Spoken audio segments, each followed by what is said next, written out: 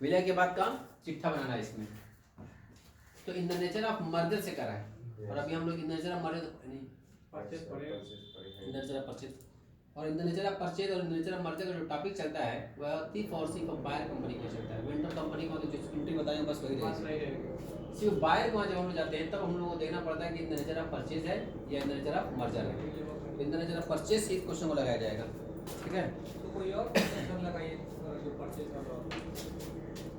चलो 3 नंबर देखो, इसमें क्या करा है, इसमें भी करा है एकीकरण संविलियन के स्वभाव का है, ठीक है ना। इसमें भी संविलियन ही मांग रहा है, एब्जॉर्प्शन ही मांग रहा है, तो उसको अपने हिसाब से ही उसको लगाना पड़ता है। चलो 4 नंबर देख लें सभी लोग।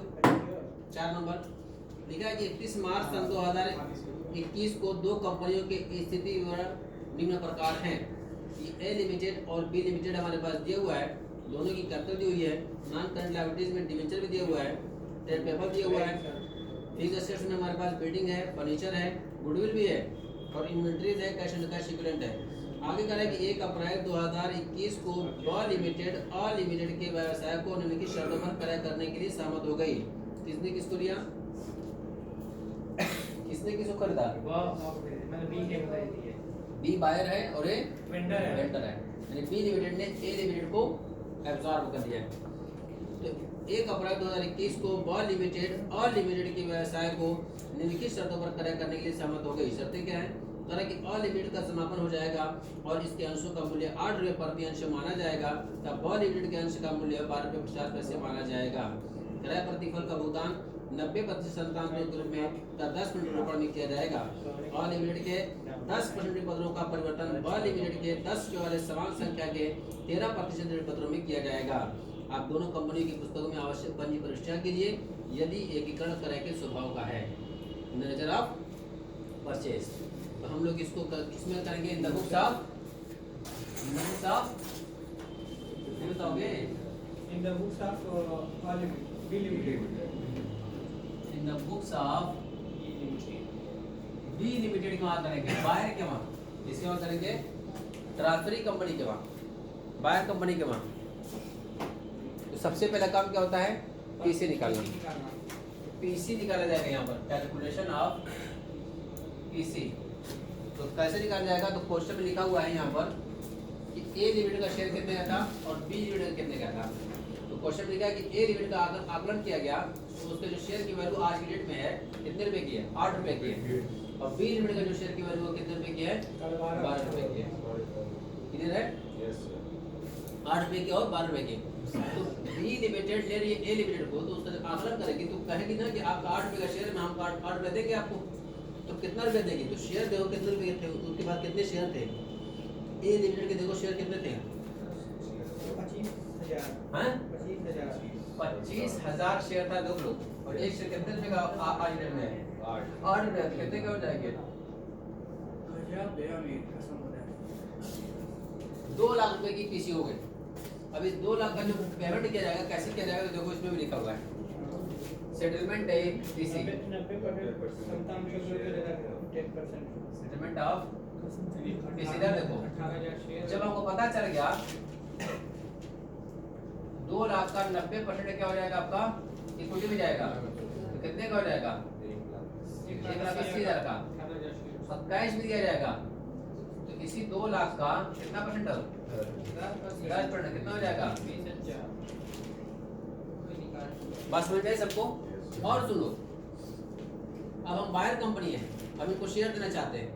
शेयर कितने का दूंगा? 1,80,000 रुपए का। लेकिन जो शेयर की फेस वैल्यू है वो कितने रुपए की है? फेस वैल्यू देखो, बी लिमिटेड के शेयर की जो फेस वैल्यू है कितने रुपया है? कितने रुपया है? 10 रुपये का शेयर हम 12.5 में देंगे। यानी कि एक शेयर जो कीमत है, जो उसका मूल्य है, जिसको हम लोग नॉमिनल वैल्यू या फेस वैल्यू या अंकित मूल्य जानते हैं, तो उसकी जो कीमत है एक शेयर के 10 रुपया, हम इसको बेच कितने में? इसको 12.5 में। उसको बता देंगे हम 12.5 रुपये में देंगे, क्योंकि आज की डेट में हमने मूल्यांकन किया अपने शेयर को 12.5 रुपये का पाया, और आपके शेयर कितने रुपये का है? 8 रुपये का है। तो 8 रुपये के हिसाब से उसका 25,000 शेयर का 2 लाख बनता है। और 2 लाख को कैसे देंगे हम लोग? 90% शेयर में देंगे और 10% क्या देंगे आपको? कैश में देंगे। 90% हम देंगे आपको 1,80,000 रुपये का। तो कितना शेयर दे दूंगा? कितना शेयर दे दूंगा, तो नंबर ऑफ शेयर निकालना पड़ेगा आपको। 10 रुपये का नंबर ऑफ इक्विटी शेयर कितना बताओ फटाफट। तो 1,80,000 रुपये का देना है और एक शेयर जो है 10 रुपये का है, लेकिन 12.5 रुपये के हिसाब से, तो 12.5 का शेयर दूंगा। 12.5 के हिसाब से कितना शेयर दे दूंगा, तो डिवाइड बाई 12.5 कर दूं 1,80,000 रुपये को 12. क्योंकि एक शेयर कितने का है 12 रुपये 50 पैसे का। ध्यान देने बात को, फेस वैल्यू 10 रुपया है, 14,000 फेस वैल्यू कितनी है उसकी 10 रुपया है, लेकिन उसको हम दे रहे हैं कितने का, एक शेयर में उनको बता दिया कि 12 रुपया 50 पैसे का होगा, तो 1,80,000 पेमेंट करना है, तो 12 रुपये 50 पैसे से डिवाइड कर दूंगा, तो नंबर ऑफ शेयर कितना दे दूंगा, चुकता हो जाएगा वो। कितना हो जाएगा 14,400 का मतलब शेयर देना पड़ेगा आपको 14,400 रुपया, तो 12.5 रुपये का एक है, फेस वैल्यू कितनी है 10 रुपया। चलो इतनी बातें हम लोग करनी पड़ेगी। ये जो वर्किंग नोट बनाया गया यही सब इंपॉर्टेंट है। पीसी कितनी हो गई 2 लाख, इसका सेटलमेंट कैसे होगा बता दिया क्या, 90% इक्विटी में और बाकी 10% कैश में। वो इक्विटी में जो दिया जाएगा तो नंबर ऑफ शेयर कितना होगा वो भी पता चल गया कि 1,80,000 का देना है और एक शेयर जो है 12.5 रुपये का है, तो टोटल 14,400 रुपये शेयर दे देंगे, 400 शेयर दे देंगे, मामला खत्म हो जाएगा। ठीक है, अब जर्नलाइजिंग करेंगे। जब जर्नलाइजिंग करेंगे सबसे पहले लिखा है यहाँ पर business purchases account debit to liquidator of limited A limited 2 रुपये की, ये लिखा जाएगा 2 लाख रुपया। ठीक है, उसके बाद जो जो असेट्स लोगे सो लिखा जाएगा। तो एक बार देखो जो है बी लिमिटेड ने ए लिमिटेड कौन कौन से असेट्स को लिया, बिल्डिंग भी, फर्नीचर भी, गुडविल भी, इन्वेंटरीज भी, कैश भी, सब को लेगा। ठीक है ना, तो एक तरफ जो है सो लिखाओ यहाँ पर, तो लिखेंगे land and building account debit, और क्या है furniture and pictures account debit, और गुडविल नहीं, अभी मैं इसको अलग से यहाँ पर रखता हूँ। आगे inventories account debit, cash and cash equivalent account debit, और यहाँ गुडविल जगह छोड़ दिया हूँ। ठीक है ना, हाँ जी। 2 अब जो लायबिलिटीज लूंगा वो, तो उसकी लायबिलिटीज देखो क्या थी, डिवेंचर भी है और ट्रेड पेपर भी है, दोनों है। लिखूंगा 2 10% debenture, 2 trade paper account, 2 business purchases account. यहाँ पर एक लाइन जगह छोड़ो, यहाँ पर भी। हाँ, अमाउंट लैंड बिल्डिंग बताओ कितना है 1 लाख, फर्नीचर का 50,000 रुपया, इन्वेंटरीज का 1,50,000 रुपया, कैश का 25,000 रुपया, गुडविल का 50,000 और डिवेंचर का 50,000 रुपया डिवेंचर है। ट्रेड पेबल 1,50,000 रुपये का, और उसके बाद 2 लाख रुपए की पीसी है। इतनी बात समझ में आ गई ना। अब ध्यान सुन लो, डेबिट जोड़ना भी है, क्रेडिट जोड़ना है। जब डेबिट जोड़ा जाएगा land building, furniture, inventories, cash और गुडविल भी जोड़ना।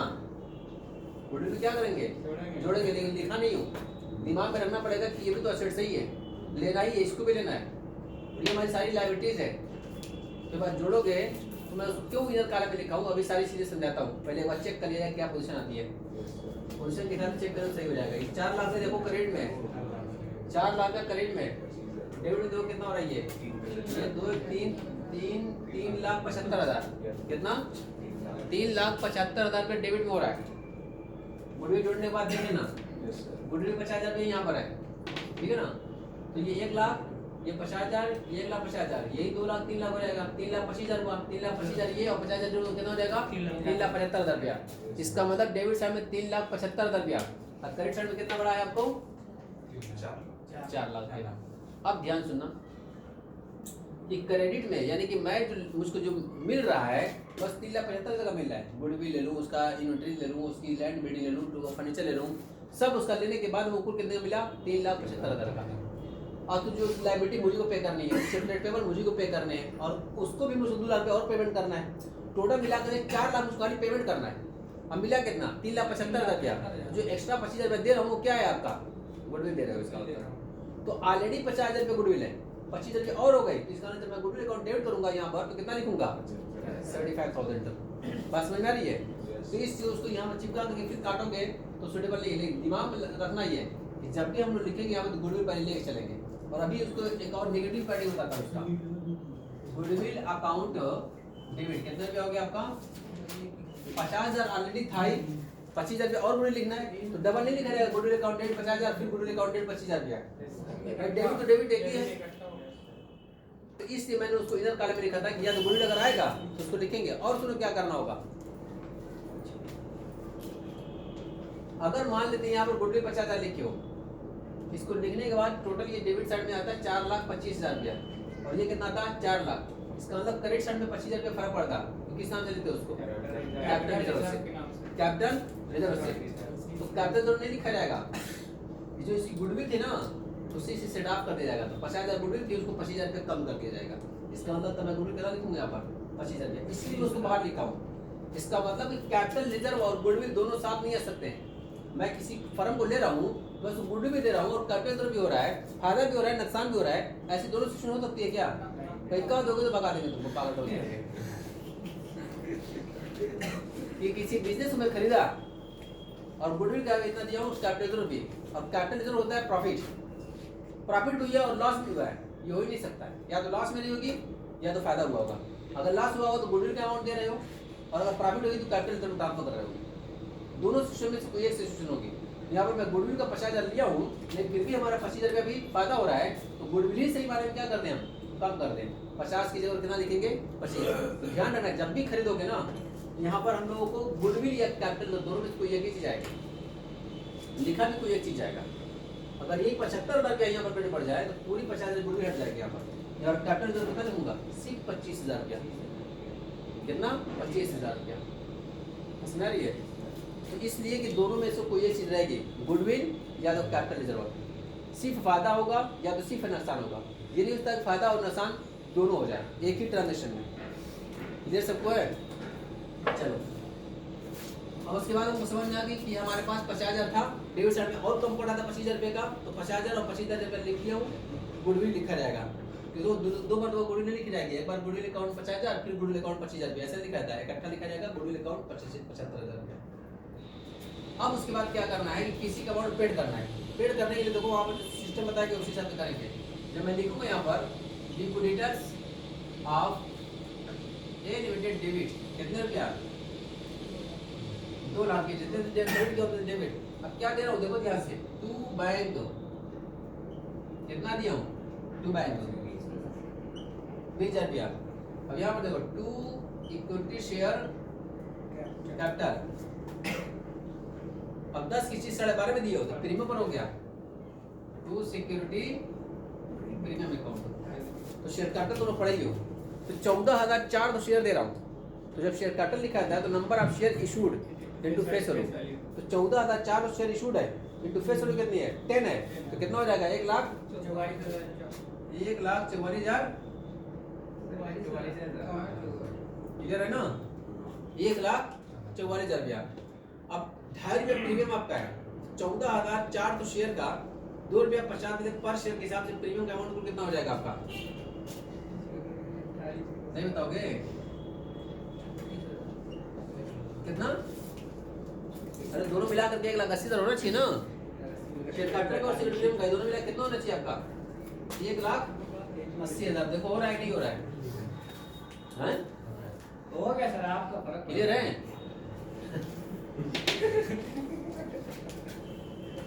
शेयर कैपिटल अकाउंट डेबिट हम लोग कितना करेंगे यहाँ पर शेयर कैपिटल को number of share issued into face value, और नंबर ऑफ शेयर इशूड इसलिए मैंने निकलवाया था यहाँ पर कि पता चल जाए कि 1,80,000 भुगतान करना है तो कोई ऐसा नहीं कर दो लोग शेयर कैपिटल 1,80,000 कर दो, गलत हो जाएगा, गलत हो जाएगा। इसलिए इसको ध्यान देना है कि 1,80,000 जरूर देना है, लेकिन शेयर जो है 10 रुपए का हम देर कितने का रहे हैं 12 रुपया 50 पैसे का एक शेयर, तो 12 रुपये 50 पैसे तो कितना शेयर दूंगा उसको 14,400 शेयर दूंगा। तब यहाँ पर लिखा जाए to share capital to security premium. Share capital हमेशा number of share issued into face value लिखाता है, बाकी जो होगा वो हमारा प्रीमियम होगा। क्लियर है? चलिए अब उसके बाद डिबेंचर को कन्वर्ट भी कर रहा होगा, देखो कन्वर्ट कर रहा है क्या कर रहा है तो ऑल लिमिटेड के 10% पत्रों का परिवर्तन ब लिमिटेड के 10 रुपये वाले समान संख्या के 13% पत्रों में किया जाएगा। हाँ जी, इसका मतलब 10% वाला जो हमारे पास क्रेडिट था उसको डेबिट कर दूंगा, लिखूंगा 10% debenture account debit to 13% debenture account. Amount कितने का वही रहेगा, 50,000 रुपये का था, 50,000 लिख दिया गया, बस सिर्फ कन्वर्ट किया गया है। हमने उनका डिवेंचर ए लिमिटेड का था, हमने कहा कि ए लिमिटेड का लेके आओ और लो बी लिमिटेड की मोहर के साथ लेके जाओ, नया डिवेंचर किया गया। और पर रेट ऑफ इंटरेस्ट कितना रहेगा आपका 13% हिसाब से आपको ब्याज मिलेगा। चले ये हो गया। अब उसके बाद फिर आता है यहाँ पर अगर स्टेशनरी रिजर्व होगा तो उसकी एंट्री पास की जाएगी। तो देखो यहाँ पर स्टेशनरी रिजर्व है क्या, ए लिमिटेड के पास। देखो रिजर्व सरप्लस में सिर्फ स्टेटमेंट ऑफ प्रॉफिट लॉस लिखा हुआ है क्या? नहीं है, मामला खत्म हो गया, ठीक है ना। इसका मतलब एंट्री पास नहीं होगी। अब उसके बाद एक एंट्री और बताई गई थी कि अगर वेंडर कंपनी का ट्रांसफर एक्सपेंसेस यानी उसका लिक्विडेशन एक्सपेंसेस, उसको बंद करने का खर्चा अगर हम ही पेड करेंगे तो उसकी भी लिखी गई थी एंट्री। टू कैश करूंगा, लेन डेबिट क्या करूंगा वहां पर जो आएगा, गुडविल आएगा तो गुडविल लिखूंगा, कैपिटल होगा तो कैपिटल लिखूंगा। बताया गया था ये। चलो ऐसा भी कुछ नहीं है। ये हमारा हो गया खरीदने की एंट्री। ये जो असेट ली हो, जो लायबिलिटी थी उसकी एंट्री पास कर दियो, ये पीसी का अमाउंट पेड की हो और उसके बाद डिवेंचर को कन्वर्ट कर दियो। इतनी एंट्री हो गई, बाकी कुछ और नहीं है। अब बनाना है यहाँ पर क्या, बैलेंस शीट प्रिपेयर करनी है। तो बैलेंस शीट प्रिपेयर करते हैं फटाफट। ये हो जाएगा बैलेंस शीट ऑफ कौन लिमिटेड, बी लिमिटेड। तो बैलेंस शीट तो बस उसी को कॉपी करनी रहती है, जो उसमें बढ़ गया है उसको बढ़ा देते हैं, जो उसमें घट गया है उसको बढ़ा देते हैं। सबसे पहले हम लिखेंगे शेयर होल्डर फंड, यहाँ हम लिखेंगे शेयर कैपिटल। बातें बंद करो, इसी को कॉपी करो। देखो शेयर कैपिटल, सबसे पहले हमारे पास जो शेयर कैपिटल हमारे पास अपनी थी, देखो कितने की थी पहले, 20 यूनिट की। देखो 3,50,000 की थी, 1,40,000 का और शेयर इशू कर दिया हूँ। 3,50,000 का ऑलरेडी इशू था, 3,50,000 का ऑलरेडी इशू था, 1,44,000 रुपए का और इशू कर दिया गया। तो 3,50,000 और 1,54,000 कितना हो जाएगा, 4 लाख। लिख दूं यहाँ पर 3,50,000 प्लस 1,44,000 कितना, 4 लाख। इधर सबको है, चलो अच्छी बात है। और फिर उसके बाद आता है यहाँ पर रिजर्व एंड सरप्लस। मान लीजिए देखो इधर रिजर्व एंड सरप्लस। तो हमारे पास ऑलरेडी देखो पीएल पड़ा नहीं पड़ा है, स्टेटमेंट ऑफ पीएल। पीएल कितने रुपए का है, 75 तक अपना लिखूंगा ही लिखूंगा, थोड़ा धक दोगे तो नहीं समझ में आएगी, कंसंट्रेशन बनाओ। यहाँ पर आपको कैपिटल रिजर्व होता है तो कैपिटल रिजर्व भी लिखते हैं यहाँ पर, है क्या? नहीं है, लेकिन सिक्योरिटी प्रीमियम हमारे पास है। बताया गया था रिजर्व सरप्लस में जब शेयर को प्रीमियम पर इशू किया जाता है तो प्रीमियम पर जो अमाउंट आता है उसकी समय लिखते हैं रिजर्व सरप्लस में। ध्यान देना पड़ेगा कि ये भी तो जाएगा आपका शेयर कैपिटल अमाउंट कैपिटल में लिखा जाएगा और security premium amount reserve and surplus में लिखा जाता है, ठीक है ना। यहाँ लिखूंगा मैं सिक्योरिटी प्रीमियम रिजर्व लिख सकते हो इसको, ठीक है ना। 36,000 पे ये लिख दिया गया। अब आते हैं यहाँ पर आगे चलते हैं। Non current liabilities, non current liabilities में 13% डिवेंचर लिखूंगा। कितने रुपए का, अपने पास पहले था क्या कुछ नहीं था, सिर्फ बस वही 50,000 रुपए का था, उसी को नया मैं कर दिया हूँ। अब करंट लायबिलिटीज में देखो ट्रेड पेपर अपने पास था क्या कुछ पहले से, बी लिमिटेड के पास है ना। 1 लाख में तो हमारे पास ऑलरेडी थी लायबिलिटी, उसकी भी लायबिलिटी अपनी लायबिलिटी में मान लिया 1,50,000 रुपया। ये कितना हो जाएगा आपका, 2,50,000 रुपया, ठीक है ना। अब यहाँ पर फिलहाल कुछ है नहीं। अब असेट्स में आते हैं। अब असेट्स को देखते हैं, तरफ इसमें लिखा हुआ है नॉन करंट असेट्स, फिर क्या लिखा है फिक्स्ड असेट्स, फिर क्या लिखा है टेंजेबल असेट्स। चलो टेंजेबल में लिखो इस तरफ से लैंड एंड बिल्डिंग है और क्या है फर्नीचर है। हाँ जी, लैंड बिल्डिंग अपने पास देखो पहले कितने की थी हमारे पास ऑलरेडी, 2 लाख की थी लैंड बिल्डिंग, 1 लाख की और ले लिया हूँ, कुल हमारे पास लैंड बिल्डिंग कितने की हो गई, 3 लाख की। फर्नीचर एंड फीचर देखो हमारे पास कितने का था, हमारे पास ऑलरेडी 50,000 रुपए का था, उसका भी फर्नीचर में ले लिया 50,000 रुपए का, कितने का हो गया, 1 लाख रुपए का हो गया। उसके बाद आते हैं इनटैंजिबल असेट्स। ये इनटैंजिबल असेट्स में गुडविल है, गुडविल गुडविल ऑलरेडी हमारे पास कितने की थी? 1.2 लाख 1,75,000 की थी ऑलरेडी हमारे पास, और 50,000 ले लिया, 75,000 की लिया। ठीक है ना। ये कितना हो जाएगा आपका? 2.5 लाख। ये हो जाएगा 2,50,000 की गुडविल हो जाएगी, ठीक है। उसके बाद आते हैं करंट असेट्स। करंट असेट्स, अरे करंट असेट्स में देखो इन्वेंटरीज लिखी हुई है। इन्वेंटरीज कितने की थी हमारे पास पहले से? 50। हमारे पास थी पहले से 50,000 रुपया, और उसकी मैं लिख दिया हूँ 1,50,000 की, तो कितने की हो गई? 2 लाख रुपए की हो गई।